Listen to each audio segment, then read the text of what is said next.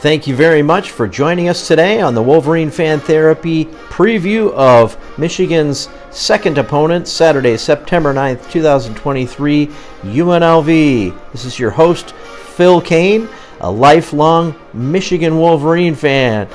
Hello, Wolverine fans. Here's the quick preview of tomorrow's game against the UNLV Runnin Rebels.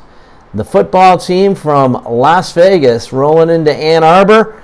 I am recording this live from a hotel room. I'll be at the big house tomorrow. We made it here. It's a cloudy day and expect it to be a little bit mixture of clouds and sun tomorrow for the game, but should be clear weather for Michigan UNLV starting at 3:30 Eastern Time. I expect Michigan to be able to really have their way with UNLV. UNLV is breaking in a new coach. They are coming off of their first game, a home game against the Bryant Bulldogs of the Big South Ohio Valley Association Conference. UNLV won the game 44-14, but they actually had the same amount of total yards as Bryant. Each team coming in with about 400 yards. Look, UNLV gave up 180 yards rushing to Bryant. Bryant averaged 4.5 yards a carry at UNLV. So if that is how UNLV is going to play run defense, I expect Michigan to run roughshod over them and to get over 300 yards rushing tomorrow. I expect a 58-10 is my prediction for the final score. The point spread is up to about 37.5, 38 points. I think Michigan's going to cover that.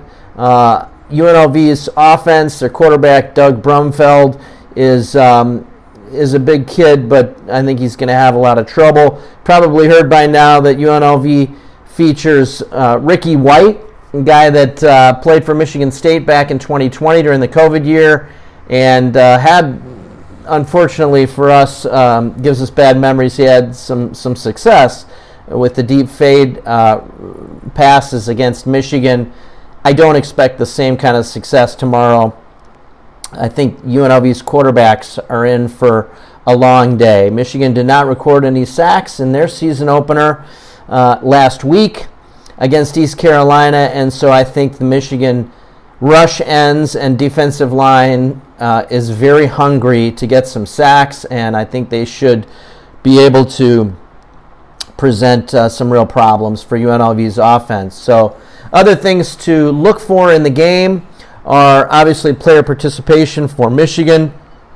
I think this will be a really good game for the running backs behind Blake Corum and Donovan Edwards to get some experience. Expect to see quite a bit of Stokes and Hall and other players to get some participation. Michigan is probably going to rest some of their most essential players like Will Johnson. He may play, but I would guess sparingly, and also Blake Corum, Donovan Edwards. I would also expect to see quite a bit of Michigan's backup quarterbacks in the second half, assuming the game is well under control. And that means Davis Warren and then transfer from Indiana. Also expect tight end A.J. Barner to get some catches and some run. Fred Moore, freshman wide receiver, and others. So I'll be recording some more live feed from the Big House tomorrow, but should be a really fun game.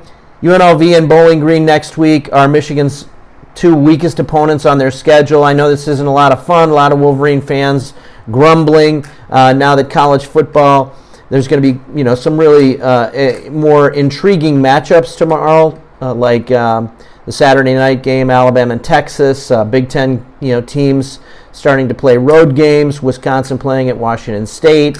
Illinois right now is playing at Kansas and getting beat pretty convincingly. So I know for Wolverine fans, it's not a lot of fun to see these games. But again, it's a long season.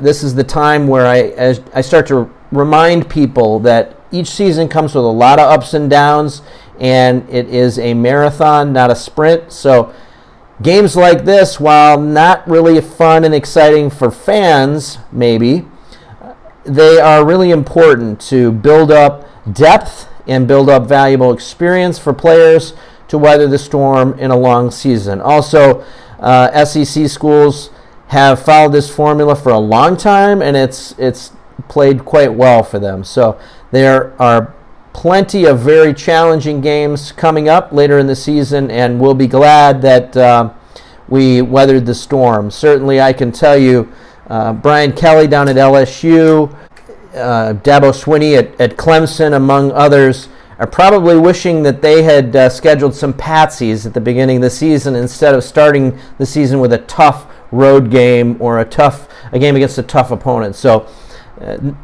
we're going to have a lot of fun tomorrow. It should be a fun game and a fun day at the Big House, and expect a big Michigan victory. So we'll talk to you more tomorrow live, and in the meantime, enjoy your Friday night. Go Blue. Thanks so much for listening today. If you enjoyed this podcast, please like, comment, and subscribe on your favorite podcast service, YouTube, TikTok, whatever.